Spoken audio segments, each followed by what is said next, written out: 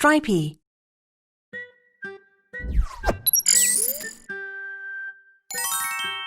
Stripey is a sea fish with a black stripe like a tiger on a yellow or gray body. The body and head are flat to the side and grow up to a maximum length of 20 centimeters. The 5 black lines on the body appear as dots when they are young and then turn into stripes as they grow.